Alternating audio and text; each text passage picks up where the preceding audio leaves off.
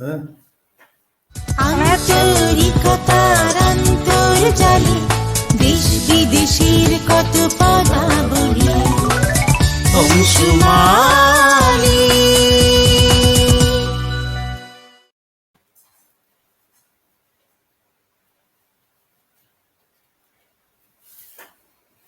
Hello, আমার গলা কি শোনা যাচ্ছে? হুম, শোনা যাচ্ছে। হ্যালো। হ্যাঁ, সবাইকে স্বাগত, দর্শকদের স্বাগত আজকে অংশুমালী আয়োজিত আজকে বর্ণবীক্ষণ পর্বে। আমাদের সাথে আছেন শ্রদ্ধেয় নারায়ণ চন্দ্র দাস মহাশয়। নারায়ণ বাবু, আপনার সর্দি কাশি গলা ব্যথা সব ঠিক আছে এখন? আছে, একটু পাফ নিলাম দুবার যাতে কাশিটা না হয়। আচ্ছা এইমাত্র আচ্ছা নিলাম আর কি পাফটা, ঠিক আছে, চলবে। আচ্ছা আচ্ছা। দীপাবলির জন্য আমি আসতে পারিনি গত পর্বে। এখানে পুনেতে প্রচন্ড পরিমাণে আর কি বাজি টাজি ফাটে, তো সেই জন্য। আর গত পর্বে যা আলোচনা হয়েছে সেই তার পরিপ্রেক্ষিতে আমার কিছু প্রশ্ন এখনো পর্যন্ত নেই। কিন্তু তার আগের পর্বে আমার যে প্রশ্নগুলো ছিল তার মধ্যে থেকে আর কি মনে হয় কিছু প্রশ্ন আমি ঠিকমতো ভাবে পৌঁছতে পারিনি, আর কিছু প্রশ্ন বাকি রয়ে গেছে। তো আমি বলে দিচ্ছি, আমার দ্বিতীয় প্রশ্নটা যেটা ছিল, মৎস্য মানে আমার আর মৎস্য মানে মাছ, এই দুটো ব্যাপারেই জানতে চেয়েছিলাম। তো আমার আসলে আমার প্রশ্নটা ছিল যে মানুষ যাই তৈরি করে তার মধ্যেই তো তো আমি ভাবটা থাকে। যে কোনো একটা জিনিস তৈরি করলেও, যে কোনো একটা কাঠের আসবাবপত্র যদি কোনো কেউ যদি কোনো শিল্পী কারিগর যদি তৈরি করেন, সেই আসবাবপত্রটার মধ্যেও তার আমার ভাবটা থাকবে। তো সেই আসবাবটাকে মৎস্য বলা হয় না, কিন্তু মাছকে কেন মৎস্য বলা হয়? এই প্রশ্নটা ছিল আমার। মৎস্য, তারপরে ছিল মানে হচ্ছে পুত্র, আমার ছানা, মম, মমের মানে আধার যে মা, আমার ছানা, সেটাই হচ্ছে মাছ। মৎস্য কথাটার মধ্যে মদীয় স, মানে আমার, আমি তো একটা সত্তা, সেই সত্তা যুক্ত হচ্ছে আমার উৎপন্নে। আমি যা কিছু তৈরি করছি, যা কিছু সৃষ্টি করছি, সে আমার বায়োলজিক্যাল চাইল্ড হোক বা আমার মানসপুত্র হোক বা আমার হাতে বুদ্ধি শ্রম মেধা দিয়ে আমি যা তৈরি করছি, কমোডিটি, পণ্য, শিল্প, যা কিছু করছি, সেটা তো তার ভেতরে তো আমি রয়ে যাচ্ছি। তাহলে আমার ছানাই হলো তারা, আমার পুত্র হলো, প্রডিউসড বাই মি। তার মানে সে হলো মৎস্য, নদীয় স, সয় জফলা, যুক্ত হচ্ছে, আমার সত্তা যুক্ত হচ্ছে ওই সৃষ্টিতে, ওই উৎপন্নে। সেই জন্য তাকে মৎস্য, যেটা বা প্রচলিত বাংলায় আমরা মাছ বলি। মাছ কথাটার মানে হচ্ছে আমার ছানা। এমনকি দুধ থেকে যে ছানাটা হয় সেটা দুধের পুত্র, সেই জন্য তাকে ছানা বলা হয়। তাহলে সেই যে কোনো অর্থে রকম আমার, সেই অর্থে ওটা আমারও হয়, আমার উৎপন্ন, আমার পুত্র, আমার ছানা, আমার প্রডিউস, এইভাবে যা কিছু যে আমি কোনো উৎপন্ন করি তার ভেতরেই আমার ছাপ থেকে যায়। আমার ছাপ থেকে যায় মানে আচ্ছাদিত থাকি, তার ভেতরে আমি সুপ্ত হলেও মেধাশ্রমের মাধ্যমে আমি তার ভেতরে আচ্ছাদিত হয়ে থাকি। ঠিক মানে আছে। যে কোনো শিল্প, যে কোনো প্রোডাকশন, যে কোনো শিল্প, যে কোনো তৈরি জিনিসকেই আমি আমি মাছ বলা যখন যায়, মৎস্য বলা আমি যায়। আমি যখন কোনো নন্দন শিল্প, কোনো নান্দনিক কাজ করছি, সে তার ভেতরে আমার, সেও আমার পুত্র, সেই জন্য নন্দন। আমি যখন অপ্রয়োজনীয়কে সরিয়ে প্রয়োজনীয়কে আনছি, সেটাও তো আমারই সৃষ্টি, তার ভেতরে আমার অংশগ্রহণ আছে। মম অংশই হচ্ছে মাংস, মম সত্তার যুক্ত হচ্ছে যার ভেতরে, সে হচ্ছে মৎস্য। মৎস্য, মাংস, এগুলো হচ্ছে আমিত্ব বোধ, আমিষ বলা হয়। দিশাগ্রস্তভাবে আমি যেখানে যেখানে অংশ ভাগ নিই, সেখানেই আমি থেকে যাই। সেটাই মৎস্য, মানে মাংস, তাকে নিরামিষ বলা হয়, আমিষ। আমি দিশাগ্রস্ত হয়ে কোনো কিছু করলে সেটাই হচ্ছে আমির। মূর্ধন্যস্য শব্দের মানে, বর্ণের মানে আমরা আগে বলেছি দন্তস্য মূর্ধন্যস্য তালে বসে। মূর্ধন্যস্য মানে সে দিশাগ্রস্ত ভাবে কোনো কিছু করা, এক দিশায় চলছি বা কোনো একটা পার্টিকুলার দিশায় চলছি। সেইটা আমি যখন সেরকম কোনো দিশায় গিয়ে অংশগ্রহণ করি, কোনো কাজ করি, কোনো উৎপন্ন সৃষ্টি করি, সেইটাই তো আমিষ। আমরা যখন বলি, কলিম খান খুব সুন্দর বলতেন, রবিবাবু, কলিম খান এবং আমি, আমার বন্ধুরা যখন একসাথে হতাম, যে যারা প্রতি মুহূর্তে ভাও কিতনা, শেয়ারের ভাও কত বাড়ছে, কত গেইন করছি, আমার আমিষ বোধে জারিত হচ্ছি, তারা বাহ্য জগতে খাবার খায় নিরামিষ, কিন্তু প্রতি মুহূর্তে অর্থনৈতিক কর্মকাণ্ডে, মানসিক চিন্তা ভাবনায় তিনি আমিষাশী। এই এই যে একটা বৈপরীত্য। আবার বাঙালি খাদ্যে আমিষ, কিন্তু পণ্য ব্যবসা এসব দিক থেকে তারা মুখ ফিরিয়ে থাকে বলে তাকে বলা যেতে পারে নিরামিষ। তার আমিত্ববোধগুলো অন্তত ব্যবসা বাণিজ্যে অধিক পণ্য করে, অধিক ফলিয়ে, অধিক বৃহৎ ধনী হব, বৃহৎ শিল্পপতি হব, ব্যবসাদার হব, এইদিকে প্রবণতাটা ঝোঁকটা কম। এইগুলো অদ্ভুত অদ্ভুত বৈপরীত্য, সেগুলো অন্য জগৎ। আমরা বর্ণের মধ্যে অর্থগুলোকে আইডেন্টিফাই করি, চিহ্নিত করি। আমরা আজকে এই বর্ণ নিয়ে আলোচনা করতে চাই। আপনি অনুমতি দিলে এই বর্ণ আলোচনা করতে পারি। আচ্ছা, আমি একটু তাহলে পরিষ্কার করে নিতে চাই, তাহলে নন্দন আর মৎস্য ক্রিয়াভিত্তিকতার সমার্থক শব্দ। ক্রিয়াটা আলাদা। ক্রিয়াটা হচ্ছে নাকৃত করে কোনো কিছুকে অনকৃত করা, সেটা দুটো তার দান যেখানে থাকে সেটাই নন্দন, নন্দ। আর নন্দ যদি চলমান থাকে, যেমন নন্দের ঘরে কৃষ্ণ পালিত হয়েছিল, নন্দের নন্দন হচ্ছে নন্দলাল, নন্দলালা বলা হয় কৃষ্ণকে, নন্দের লালা। দুলাল মানে যাকে দোলন করে করে লালন করা হয় তাকে বলা হয় দুলাল। যে যে দানে দোলন থাকে, দোলন অঙ্কৃত থাকে, সে হচ্ছে দুলাল। তো নন্দ দুলাল শ্রীকৃষ্ণ। হ্যাঁ, সুবরণ। হ্যাঁ, বলছিলাম, আর তাহলে মৎস্যর ক্রিয়াভিত্তিকতা যা বুঝলাম, তাতে যে কোনো শিল্প, যে কোনো প্রোডাকশন। সাদৃশ্য অর্থ আলাদা। সাদৃশ্য অর্থ অনেক আছে। নন্দের সাদৃশ্য অর্থ আমি সেদিন বলেছিলাম। এগুলো আপনি দেখে নেবেন, সরল শব্দার্থকোষ, ভঙ্গি শব্দার্থকোষ আছে। আমি পরে এটা যেহেতু করে এসছি, আজকে এই বর্ণের জন্য তৈরি হয়ে এসছি, এই বর্ণে আমি ঢুকতে চাইছি। আমি প্রশ্নটা কি সম্পূর্ণ বলে নেব? কি প্রশ্নটা কি? হ্যাঁ, বলছিলাম যে যে কোনো শিল্প, যে কোনো প্রোডাকশন, যে কোনো তৈরি করা জিনিসের মধ্যেই যেহেতু আমার ভাবটা থাকে, তো যে কোনো কিছুকে, যে কোনো শিল্প বা যে কোনো প্রোডাকশনকেই মৎস্য বলা যায় ক্রিয়াভিত্তিকতা অনুযায়ী। হ্যাঁ, সত্যজিৎ রায় যখন নন্দন শব্দটা লিখছেন আর মানে আর্টিস্টিক্যালি লিখছেন এবং ওই নন্দন হলটা উদ্বোধন করছেন, তার ভেতরে তার যে মানস নন্দন, মানসপুত্র সেখানে সন্তান লাভ করছে। তিনি বহুদিন চেয়েছিলেন অল্টারনেট চ্যানেল, ভালো ছবি দর্শকরা দেখতে পান, তার একটা প্ল্যাটফর্ম দরকার। সেজন্য তিনি নন্দনের সঙ্গে খুব ওতপ্রোতভাবে জড়িত ছিলেন।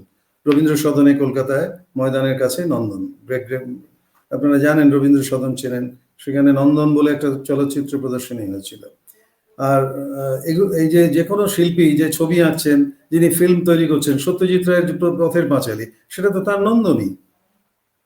তিনি সেটা করে আনন্দিত হয়েছেন, হর্ষোল্লাস। নন্দন তাকেই বলা হয়, পুত্র সন্তান লাভ হলে যে হর্ষোল্লাস হয়, আনন্দের প্রকাশ, সেটাকেই তো নন্দন বলা হয়।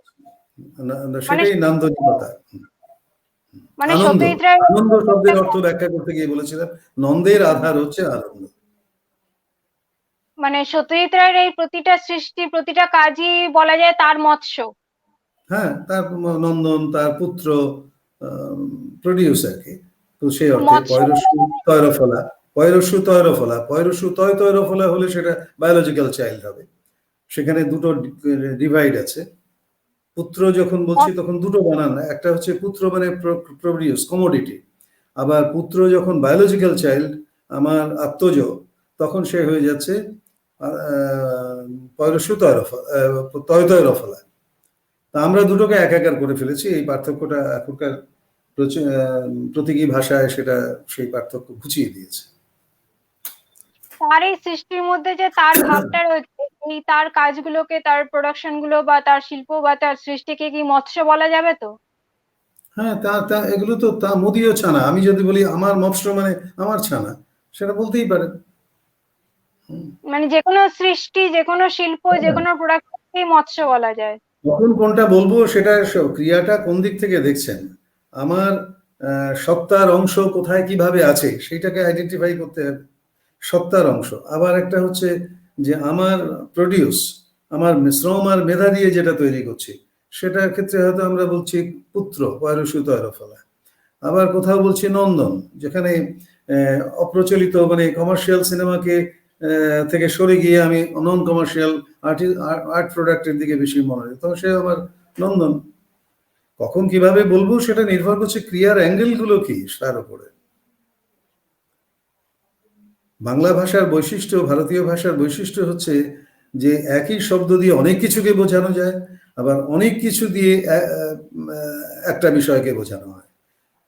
আমরা যখন কৃষ্ণের অষ্টোত্তর নাম বলি বা সূর্যের অনেক নামের কথা বলি, সমার্থক বলে শব্দ বলে তালিকা তৈরি করে আমাদের শেখানো হয়, ওগুলো ভুল শেখানো হয়। সমার্থক বলে কিছু হয় না। উদ্দিষ্ট এক হতে পারে, কিন্তু আমরা যখন ক্রিয়ার বিভিন্ন ক্রিয়ার দিক থেকে যখন তাকে আইডেন্টিফাই করছি, তখন সেই ক্রিয়ার আধার হিসেবে তাকে দেখা হচ্ছে।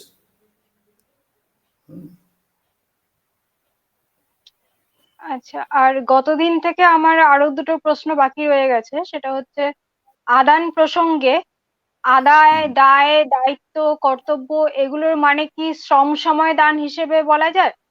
হ্যাঁ, তম আদান আদান আদান প্রসঙ্গে যে আপনি যে আদানের ব্যাখ্যা বলেছিলেন, তো আদান প্রসঙ্গে আদায়, দায়, দায়িত্ব, কর্তব্য এগুলোর মানে কি শ্রম সময় দান হিসেবে বলা যায়? মানে কারো কারো কাছ থেকে কেউ আমাকে দান আমি করছে, আদান সে দান। প্রদান শব্দটা ব্যাখ্যা করেছিলাম, আর তো দায়টা নিয়ে করিনি, কারণ অত করতে গেলে তো আমাকে তাহলে এক একটা বর্ণে অন্তত 25 দিন করে সময় দিতে হবে এক একটা বর্ণে, ফলে আমি সংক্ষেপ করেছি।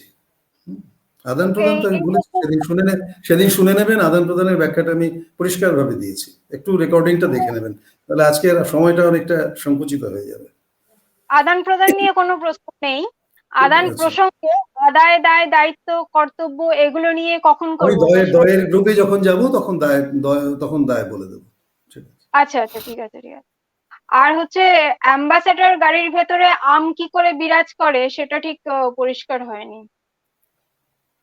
আমি ধ্বনিতাত্ত্বিক মিলটার কথা বলেছি। অমের ভেতরে অম যে একটা শক্তির আহ, বিন্দুরূপ অম, সেই অমের কথা বলেছি। অং হচ্ছে অদৃশ্য রূপ, আর অম হচ্ছে দৃশ্য রূপ, বাস্তব। সেটা তার একটা বাহ্য দেহ আছে, একটা শক্তি। আমার ভেতরে অম আছে, এটা আমি তো চলে ফিরে বেড়াই, আমার ভেতরে শক্তি খেলা করে। আমার ভেতরে গতি আছে, কর্মকুশলতা, কর্মোদ্যোগ আছে, আমি শ্রমসাধ্য কাজ করতে পারি, তার মানে এনার্জি প্রতিফলন সেগুলো। তো অ্যাম্বাসেডর বলে রাজদূত, রাষ্ট্রদূতের মধ্যে অ্যাম্বাসেডর গাড়ি, তার ভেতরে শক্তির প্রতিক্রিয়া হচ্ছে শক্তি। সেই জন্য তো অ্যাম্বাসেডর গাড়ি একসময় খুব জনপ্রিয় ছিল, অন্য প্রতিযোগী কম ছিল, কিন্তু খুব ভালো গাড়ি ছিল অ্যাম্বাসেডর, খুব লোকপ্রিয় ছিল। কারণ সেই গাড়ির ভেতরে যে শক্তির প্রতিফলন, তার ফলে আমরা খুব দ্রুত এক জায়গা থেকে অন্য জায়গায় যানবাহন হিসেবে তাকে ব্যবহার করতে পেরেছি। সেটা শক্তি ছাড়া তো কোনো দেহ গঠিত হতে পারে না। বস্তু দেহ হোক আর প্রাণী দেহ হোক, তার পেছনে তো এনার্জি থাকে, তো এনার্জি বাহক তো সে, সেই জন্যই আম। যে আচ্ছা যার ভেতরে অম আছে সেই তো আমটা ওরা অ্যাম্বাসাডার, অ্যামনেস্টি বা কি বলবো, অমনিপোটেন্ট, সর্বশক্তিমান, এখানেও তো শক্তির কথা আছে। অমযুক্ত আমযুক্ত যত ইংরেজি শব্দ আছে তার ভেতরে এই অমের প্রভাব আমরা লক্ষ্য করেছি। আমাদের যারা স্রষ্টা দুই ভাষা শিল্পী বা দার্শনিক রবি চক্রবর্তী এবং কলিম খান, তারা এগুলো ব্যাখ্যা করেছেন যে আমাদের পৃথিবীর সমস্ত ভাষাই একসময় আদি ভাষারই তারা ভ্রাতৃপ্রতিম সন্তান। ফলে তাদের জিন টেকনোলজির যদি গবেষণা করা যায় প্রত্যেক ভাষায়, তাহলে একটা ঐক্যসূত্র বেরিয়ে আসবে, এবং সেগুলো তারাও দেখিয়েছেন তাদের কর্মকাণ্ডে, তাদের গ্রন্থে। আচ্ছা, হ্যাঁ আপনি তাহলে এবার ই বর্ণটা শুরু করুন। তো আমরা অ থেকে আ, প্রথমে তো আমরা ভূমিকা করেছি, তত্ত্বের কথা, কিছু বাতাবরণ, কিছু প্রায় প্রাথমিক ধারণা আলোচনা করেছি। বর্ণের সংজ্ঞা বলতে গিয়ে আমরা অনেক কিছু আলোচনা করেছি। তারপরে আমরা দুটো বর্ণ আমরা শেষ করলাম, অ এবং আ। তার একটা মোটামুটি উদাহরণ সহযোগে কিভাবে এগুলো প্রকৃতির ভূমিকা পালন করে, আধেয়কে ধারণ করে সে কিভাবে কি বলবো, স্থিত রূপে আমাদের কাছে আধার হিসেবে তারা কিভাবে অস্তিত্বগুলোকে অস্তিত্বের জন্ম করা। যেমন ধরুন অবর্ণ, অবর্ণটা হচ্ছে অমের যে দৃশ্যরূপ, যখন ভ্রূণ হলো, দেহ গঠিত হলো, তার আগে যখন সূক্ষ্ম, অতি সূক্ষ্ম কণার মতো ছিল, সেই অংশটাকে আমরা অংরূপী রূপটাকে বাদ দিয়ে অম রূপটা দেখি। সে তখন কি হচ্ছে, আধারে তো জরায়ু থেকে মাতৃগর্ভে বা মাতৃ উদরে যখন সে আধারিত হচ্ছে, যার জন্য আমরা ময় হসন্ত যোগ আ, ওখানে আ বর্ণটা আধার দিচ্ছে কাকে? ময় হসন্তকে। ময় হসন্ত মানে সীমায়িত অংরূপিণীর বাহ্য দেহ, সীমায়িত রূপে, সর্বনিম্ন বিন্দু রূপে যে বাহ্য দেহটা জরায়ুতে ছিল, জরায়ু থেকে মাতৃগর্ভে, আমরা যখন সহোদর ভাই বলি, অর্থাৎ আমরা মাতৃ উদরে একসাথে ছিলাম আমরা, সেই জন্য উদরবাসী ছিলাম, মানে উদরে আধারিত হয়েছিলাম। সেই জন্য একই যমজ যারা, তারা এক পরস্পরকে সহোদর বলেন, সহোদর বা সহোদরা। তো সেই অবস্থা থেকে যখন বাহ্য ভূমিতে দেহ থেকে যখন বাইরে সূর্যালোকের সামনে মুখোমুখি হলেন, ভূমিষ্ঠ হলেন, তখন সে আবার শুধু মায়ের আধারে নয়, মায়ের আঁচলে, মায়ের আধারে ছাড়াও পিতার আধারে বা পরিবারের অন্যান্য সদস্যদের আধারে বিকশিত হচ্ছেন। কিন্তু আমরা এই অস্তিত্বের আধারে যে অংরূপিণী ছিল, অস্তিত্ব প্রাপ্ত হলো, তারপরে সে আধার দিল, আধেয়রূপী অকে আধাররূপী অস্তিত্ব দান করলো, তারপরে সেই অকে আধেয়রূপী অকে তাকে ধারণ করলো। এইবার আকে, এবং আকে ই বর্ণ কিভাবে তাকে আধারিত করবে, তাকে কি করে ধারণ করবে, ধরে রাখবে, আমরা সেটা দেখব। ই বর্ণ হচ্ছে, আমরা বলেছি স্বরবর্ণগুলো মূলত প্রকৃতিবাচক, ব্যঞ্জন বর্ণগুলো মূলত পুরুষকে প্রতিনিধিত্ব করে, আর স্বরবর্ণগুলো মূলত প্রকৃতিকে রিপ্রেজেন্ট করে। কিন্তু তার মানে এই নয় এর কোনো ফিক্সিটি আছে। আমরা দেখব যে অকে আবার আধার দেয় আ, তখন অ হয়ে যায় আধারের আধেয়। এই সব চেঞ্জেস গুলো আছে, এগুলো কোনো ফিক্সড আইডিয়া দিয়ে কোনো একটা নির্দিষ্ট করে ভাবলে ভাষাটাকে বোঝা যাবে না। তো আমরা রস্যই বর্ণে যাব। ই বর্ণের একটা চিহ্ন আছে, বর্ণের একটা চেহারা আছে, আর ইটার একটা নোটেশন আছে, সংক্ষিপ্ত রূপ আছে। একটা আপনারা দেখেছেন কয় রশ্মি কি যখন আমরা লিখি বা করি লিখি, ক বয়শূন্য রয় রশ্মি, আমরা ইকারটাকে ই অক্ষরে লিখি না, একটা রেখা উপর থেকে নিচে টানি মাত্রা ধরে, তারপরে তার উপরে একটা কি বলবো অর্ধচন্দ্রের মতো একটা রেখা আমরা টেনে দিই, এইভাবে আমরা ই চিহ্নটা লিখি। আর রস্যই স্বরবর্ণটা তো আমরা দেখেছি যে একটা মাত্রা আছে, তার নিচে একটা হয়ের মতো অক্ষর, এবং তার মাথায় একটা বাঁকানো রেখা, মনে হয় যেন কোনো একটা প্রদীপ শিখাকে, আলোর শিখাকে হাওয়া এসে আন্দোলিত করছে, অর্থাৎ সে গতিময় হচ্ছে, নড়ে চড়ে বসছে, এগিয়ে চলেছে, সে ক্রম প্রসারিত হচ্ছে। সেই জন্য ই বর্ণের বাহ্য চেহারাটা বাদ দিয়েও আমরা যেটা ক্রিয়াভিত্তিক বর্ণভিত্তিক অর্থ আমাদের যেটা পরিবেশন করেছেন কলিম খান এবং রবি চক্রবর্তী, তার অর্থ হচ্ছে অস্তিত্বের বিকাশ সাধন। ই মানে হলো অস্তিত্বের বিকাশ সাধন, অস্তিত্বের আধার হচ্ছে আবার অস্তিত্বের বিকাশ সাধন করবে ই আরেকটা আধার। অস্তিত্বের বিকাশশীলতা মানে হচ্ছে অস্তিত্ব তো ক্রিয়াশীল, সে তো নড়বে, চড়বে, ছুটবে, বেড়াবে, তো তাকে সেই ক্রিয়াকে কি করছে, গতি দিচ্ছে। সে যখন নড়ে চড়ে বসে, সেটাকে গতিদান করছে যে বর্ণটি, সে হচ্ছে রস্যই। গত যোগ রস্যই ইজ ইকুয়াল টু গতি, বোঝাই যাচ্ছে গত যেটা, সেটা যদি আবার সক্রিয় করা যায় তাহলে গতি হবে। গত এইভাবে এগোচ্ছি আমরা, তাহলে ওটা গতি হয়ে যাবে। তখন এক কথায় আর গত বলবো না, গতি বলবো। তয়ের তারণটা কন্টিনিউয়াস, চলমান হয়ে যাচ্ছে, মানে বিকাশশীল হচ্ছে। গতি থাকলেই যে কোনো অস্তিত্ব যদি গতিময় হয়, আমরা কেঁচো বা কোনো কেন্ন যখন মাটিতে দেখি এগোতে থাকে, তখন তার বিকাশ হতে আস্তে আস্তে তার কলেবরটাও বাড়তে থাকে। সেই জন্য এটাকে বলা হচ্ছে ই বর্ণের মানে হচ্ছে বিকাশ বা গতি।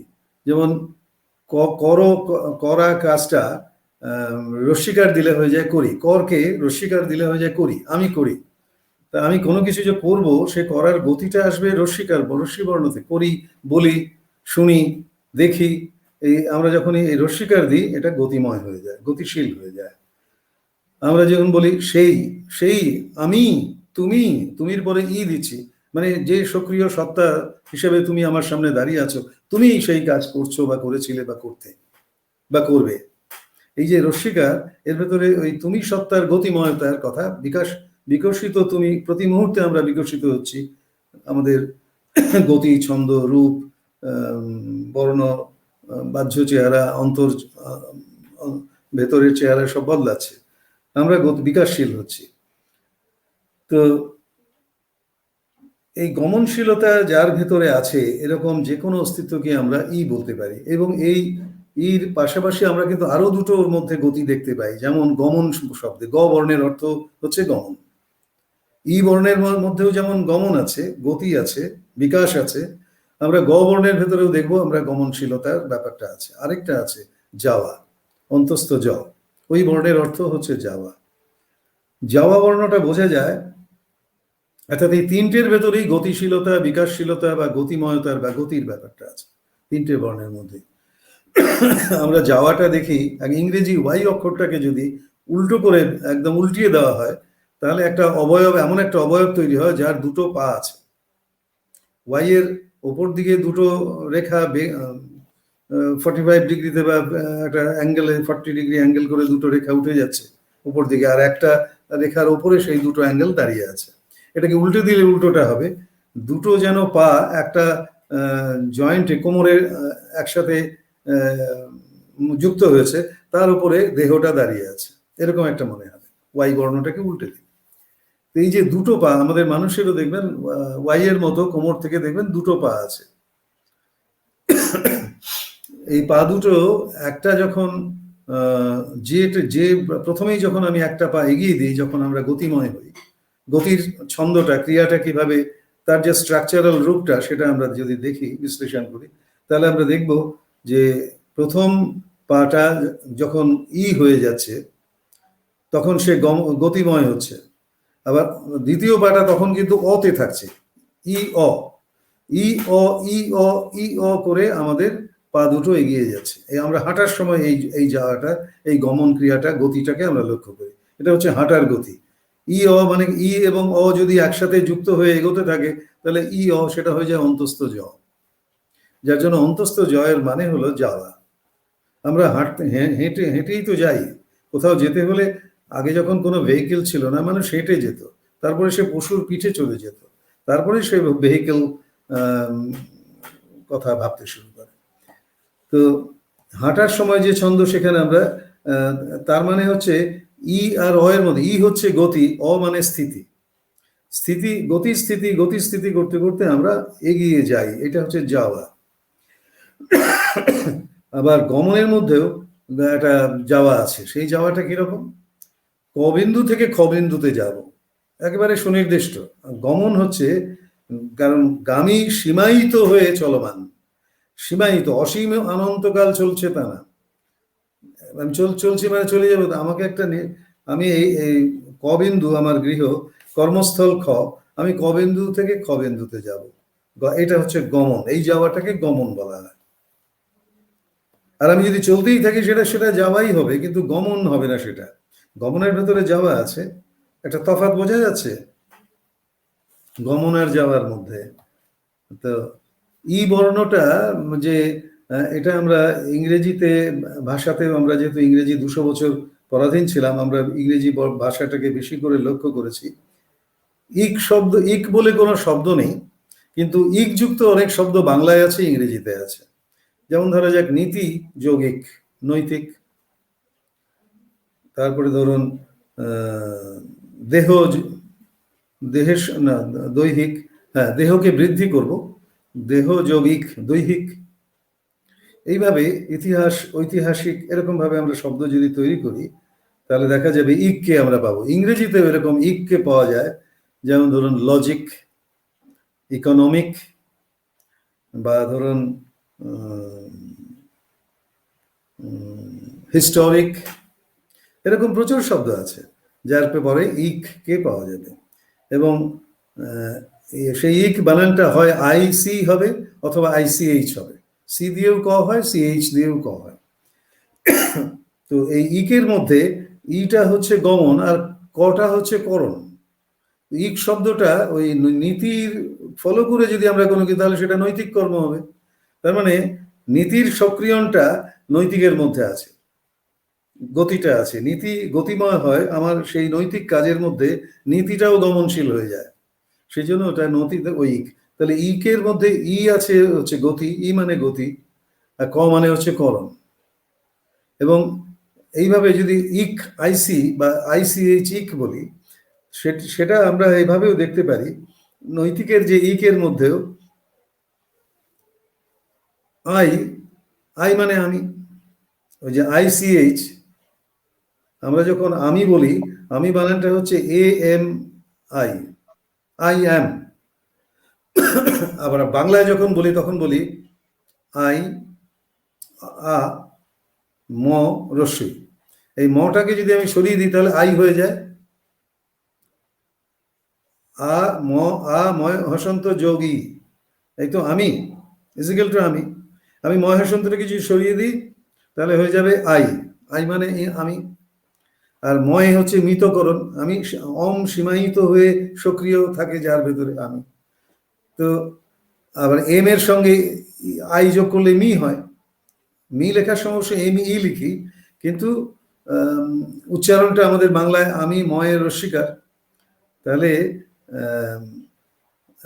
আমরা পাচ্ছি, মিকেও পাচ্ছি। আমি মানে আমাকে বলি যখন, আমাকে দাও, আমাকে দাও মানে আমি তো পেতে চাচ্ছি, গ্রহণ করতে চাচ্ছি কিছু, তুমি যা দেবে।